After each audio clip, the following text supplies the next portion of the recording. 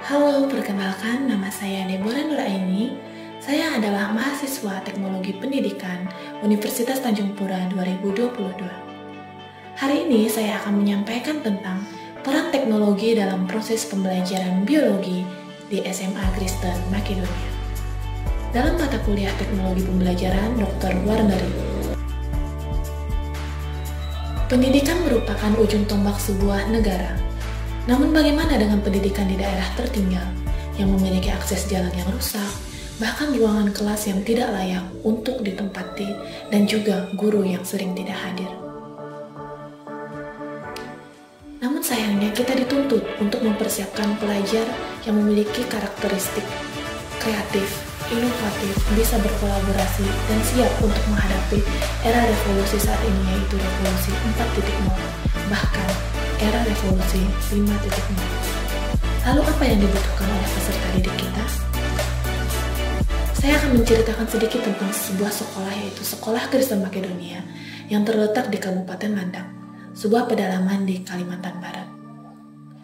Sekolah Kristen Makedonia adalah sekolah yang didirikan untuk menjangkau anak-anak di daerah pedalaman, khususnya di Kabupaten Landak. Sebuah sekolah berasrama yang di dalamnya siswa dan guru tinggal bersama-sama di dalam sebuah kompleks yang luasnya 13 hektar. Sekolah ini memiliki fasilitas yang sangat lengkap di mana peserta didik tidak hanya menerapkan ilmu pengetahuan mereka yang mereka dapatkan di dalam kelas, namun mereka langsung menerapkannya dalam kehidupan mereka sehari-hari, baik itu dalam interaksi sosial mereka dengan teman-teman, bahkan cara mereka hidup di asrama. Sekolah ini adalah sebuah sekolah non-benefit yang bertujuan khusus untuk membantu peserta didik, khususnya dari daerah tertinggal, sehingga mereka bisa belajar dengan baik dengan fasilitas yang lengkap tanpa memikirkan biaya.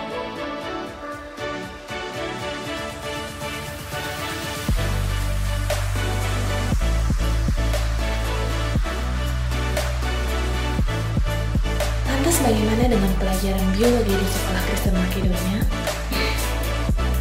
Dalam pelajaran biologi, saya berpikir bahwa eksperimen atau praktikum digunakan untuk siswa mengetahui apa inti dari pelajaran tersebut.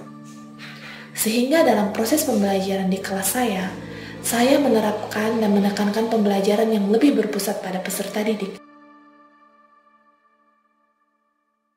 Lantas bagaimana peran teknologi dalam proses belajar? Teknologi digunakan dalam proses eksperimen yang dilakukan di laboratorium, di mana peserta didik terampil menggunakan peralatan teknologi seperti mikroskop, laminar airflow, autoclave, dan alat lainnya.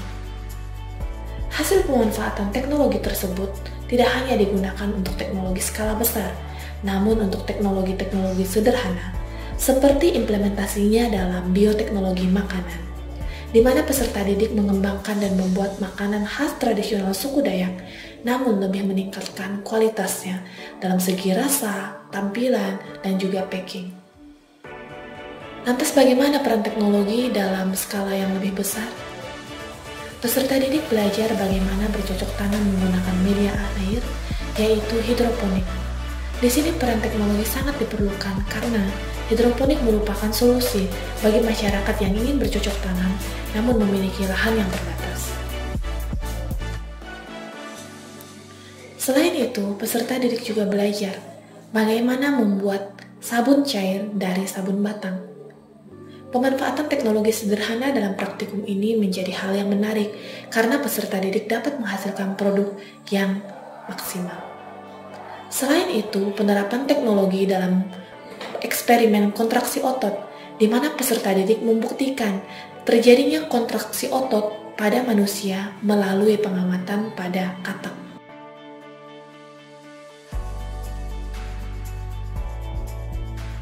Peran teknologi dalam skala yang lebih besar yaitu dalam praktikum kultur jaringan, di mana peserta didik mengembangkan tanaman dari satu indukan menjadi lebih dari 100 tanaman dengan sifat dan juga karakteristik yang sama persis dengan induknya. Dalam praktikum kultur jaringan ini, peserta didik tidak hanya belajar bagaimana cara menerapkan teknologi untuk menggunakan alat-alat seperti Enkas kultur jaringan atau laminar airflow, dan juga autoclave untuk mensterilkan alat dan bahan yang mereka gunakan. Peranan teknologi juga sangat diperlukan dalam proses pembelajaran biologi, khususnya dalam penggunaan mikroskop untuk mengamati objek-objek yang kasat mata. Pengamatan secara langsung dilakukan oleh siswa dalam berbagai jenis praktikum yang mereka lakukan. Mereka tidak hanya melakukan pembelajaran di dalam kelas atau laboratorium, tapi mereka juga belajar langsung dari alam, sehingga dengan praktikum yang mereka lakukan sendiri di dalam kelompok, mereka bisa menemukan konsep-konsep penting tentang pembelajaran mereka di kelas, khususnya di pelajaran biologi. Lantas, mengapa teknologi penting khususnya dalam pelajaran biologi? Saya merasa teknologi sangat membantu saya dalam proses pelajaran di dalam kelas, karena peserta didik saya sangat menyukai dan mencintai pelajaran biologi. Ketika saya melihat senyum dan semangat mereka di dalam kelas, saya menjadi berpikir bahwa fokus utama saya di dalam mengajar mestinya adalah peserta didik. Dan saya percaya ketika mencintai, maka akan memberikan yang terbaik. Oleh sebab itu saya berusaha bagaimana cara agar peserta didik saya mencintai pelajaran biologi, sehingga mereka akan terus belajar dan terus memberikan yang terbaik dan memperoleh pembelajaran yang bermakna. Saya sangat suka sekali dengan pernyataan Sardar pada tahun 1987, di mana dia mengatakan bahwa teknologi merupakan sebuah sarana dalam memecahkan masalah yang mendasar dari setiap peradaban manusia. Tanpa adanya penggunaan teknologi, maka hal ini akan menyebabkan banyak masalah tidak bisa terpecahkan dengan baik dan sempurna. Oleh sebab itu saya sadar betul bahwa penggunaan dan pemanfaatan teknologi di pembelajaran biologi sangat diperlukan. Oleh sebab itu, kuasai teknologi dan genggam dunia. Demikian dari saya, Deborah Nuraini. Terima kasih.